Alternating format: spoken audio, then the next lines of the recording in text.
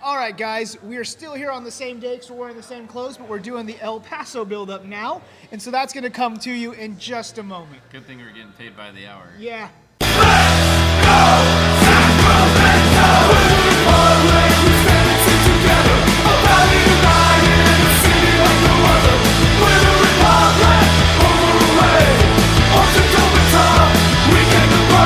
All right, Mark, so coming after that Open Cup game in Reno, we're going to have to go and face El Paso. El Paso is a team that didn't start the season out too well, but they have done much better recently, getting a couple draws and a couple wins to kind of boost themselves back up. They are now sitting in 13th, and they're just a few points behind us. I think one, yeah. Yeah, and they have a familiar face over there. They do. Someone that we wish we kind of had over here right now. Someone that we miss, absolutely. Someone that could fit very well in this current team. What's his name? James something, right? James Kiffey? Yeah, that's him. Kiffey, that's him. What are you thinking on this game? Is it going to be a challenge for us, or is this a game we can go and actually get something out of? Absolutely. I think this is a big challenge for us. Now, you look at the standings, you're thinking, yeah, it's a road game, but it's a team lower than us in the standings. We could go get 3 points. But like you mentioned, it's a team that started slow, but their run of form has been really good lately. They have unbeaten 4 straight games, 2 wins, 2 draws. They just drew against New Mexico United, tough team. Yeah. New Mexico's been on a roll. Yeah, they've played good teams too. Yeah. So it's a team that, it's a tough game for us, especially our team that we're in a mixed results lately, 1 win, but before we won last week, Wednesday, we had not won in a while. So a road game, a new team, so it's a new facility. So nobody's familiar with this team, with this stadium. It's going to be a very difficult challenge. This will be our first time in club history to take on the Locomotives. So that definitely, without any past experience in how we do going to them and stuff like that, it's kind of hard to tell. But what are you thinking for the lineup? It was saying in the Open Cup, we did talk about how we were going to go with the same lineup we saw with Reno. We haven't seen that game, obviously, because like I said, we're shooting this in the same day we shot the other one. But saying that we did do well there and we went and won, do you think we're going to continue on? Yeah, I mean, we talked about maybe Cohen getting a rest, maybe giving Diaz a start just because Cohen's been a little shaky recently, and, a lot of games in a short amount of time. But I expect him definitely to start against El Paso. Cohen definitely comes back to this. Yeah, no matter if Diaz gets a start or not Wednesday night, Cohen will start Saturday night. I think you go with your back line that's been doing it for you. You think Tainter and Kynan start again? Yeah, absolutely. Yeah, I agree with that, 100%. I actually don't think we see any of the back four change for... I think the back four with Gomez, Tainter, Kynan, and McCrary is going to be what you're going to see 8 or 9 out of 10 times the rest of the season. Yeah, I can completely agree with that. Unless there's an injury or he needs to rotate for fitness reasons, I don't see that back line changing in the USL play. Now in the Cup, we've talked about Harris coming in, and he's definitely a solid option. I think he might be our best reserve player just because the 2 guys ahead of him are really good. I mean, it's good. It's a good problem to have for us. I don't know for him. But, it might suit Elliott better to make sure that he still gets playing time because he is a good player, but you don't want to just play him once in a blue moon, right? Well, if we could go and get games where you get a goal, you get 2 goals, then you could see someone like Harris come in to sturdy up that back line and actually use him. But we haven't been taking games on like that recently, so we haven't been able to see him come in that facet yet. Yeah, and also, a late game substitution like you mentioned, but maybe if we have a 3-man back line, him and Tainter, I think, are perfect at the right back and the left back in a 3-man back line with Kynan in the middle. So, I think we'll see the rest of the lineup. I think Sari is another guy who's going to be in there unless he's injured or something. We did have that game where he went with where the coach went with Villarreal. I think it was Vegas or something. Yeah, we went Villarreal one game off or Partain. Whatever. Yeah. I think Partain has been good. You think he'll pair back there with Sari? Yeah. I think right now the odd man out is Villarreal, if I'm being honest. I like Skundrich's activity. I thought he he looked a lot better going forward against Reno than he had before. He was playing a little bit higher up, Yeah, playing him at the 10, I was a little bit worried about it, but I thought he was creating chances of being active in there, so. I mean, I've been tough on Villarreal, but I have to admit, he's been pretty good playing that higher up position too for us. I think he lacks a little bit in the press, and I think Skundrich does better there, and I think that's maybe why the coach has changed that position. But credit to Villarreal, and I go against him, like I said, a lot. He's been doing pretty fantastic too. Absolutely. You know, that's what's been frustrating, right? We have a good collection of players. Yeah.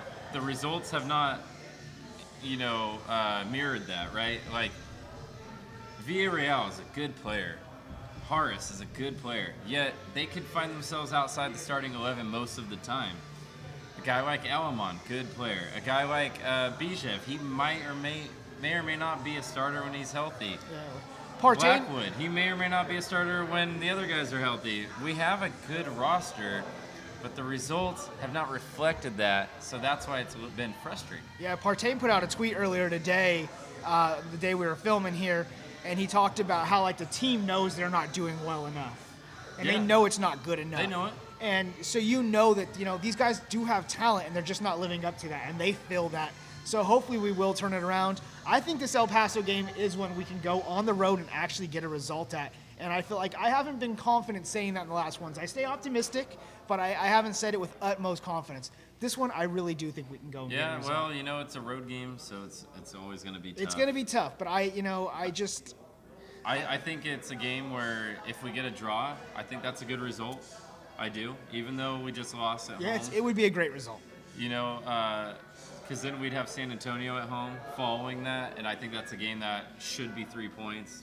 They're not doing very well this season. No, either, they're arguably the second or third worst team in the conference. Yeah, and we expected a lot better of them this season. We expected a lot better. We always do. They're a good team. They usually they're are. A good franchise, right? Yeah. So.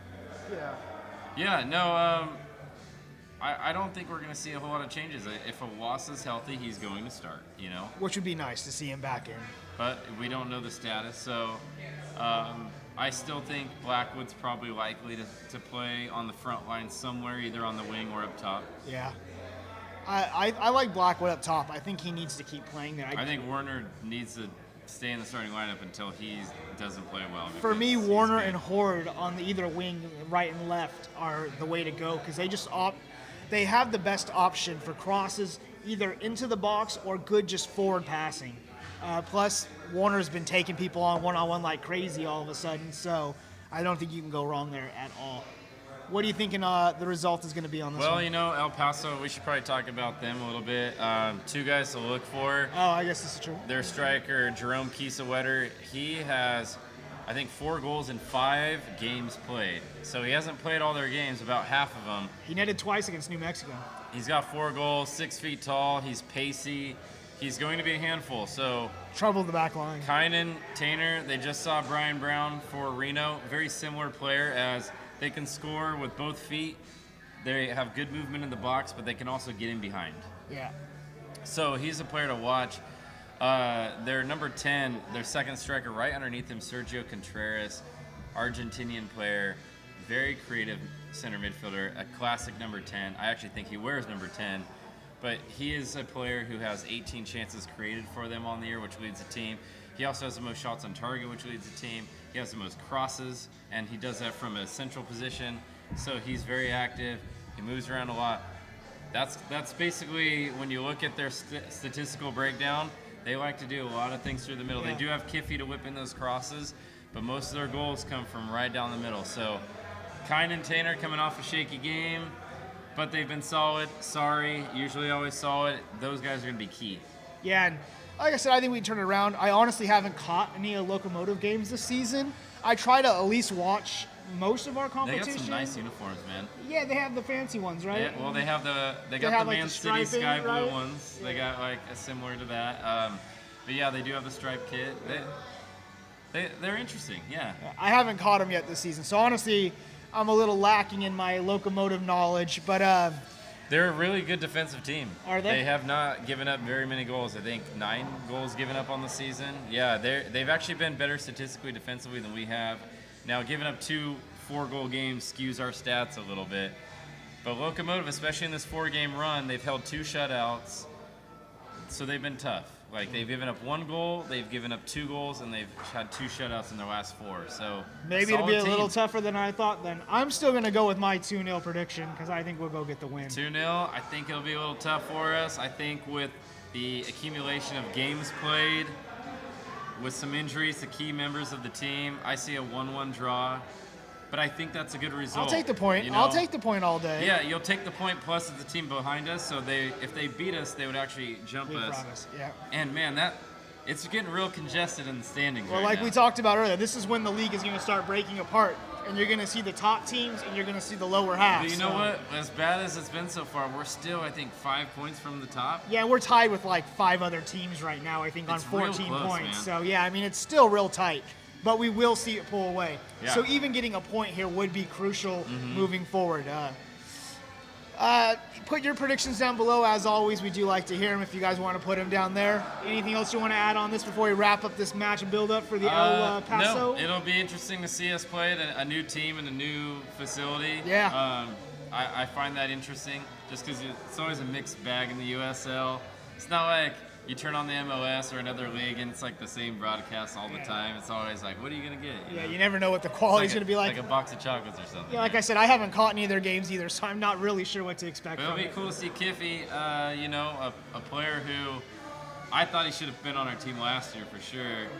He's still a good player. I mean, maybe he's getting a little bit older, but man, he has that left foot. He can cross the ball. He's really good at corner kicks. We know that. Elliot just didn't fancy him, yeah. Yeah, and sometimes we're a little lacking on our set pieces, and I'm thinking like, man, I really wish we had a lefty to whip in this crosses. This would have been a good season to have someone to be able to put those crosses in with Yeah. Bonamo and Tainter and Harris. Yeah. So, maybe. We'll see. All right, let's go ahead and wrap this one up. We appreciate you watching. We are down here at Fort Rock where we do shoot these live, so if you ever want to come by when we shoot generally on Wednesdays, so go ahead and show up, have a beer with us, have a conversation. We do appreciate that. Facebook, Instagram, and Twitter, we're the Old Glory Red Report. If you're on YouTube, subscribe as always, thumbs up for the video. Bang that bell. Bang the bell, yeah, keep us going. We like to have the notifications out there for you. Helps us out. It has been a tight schedule here recently, so we're trying as best we can to get the videos out. I have noticed at some of the watch parties, my connectivity hasn't been the greatest, so I haven't been able to get the videos out like I would like. So we're trying our best. We try to get as much content out as we can. We appreciate you can thank guys us by buying watching. us beer at the games. You can always thank us with the beer. We appreciate that. See us at the tailgate. Bring us some food. Yeah. And on that note, thanks for watching, guys, and until next time, peace.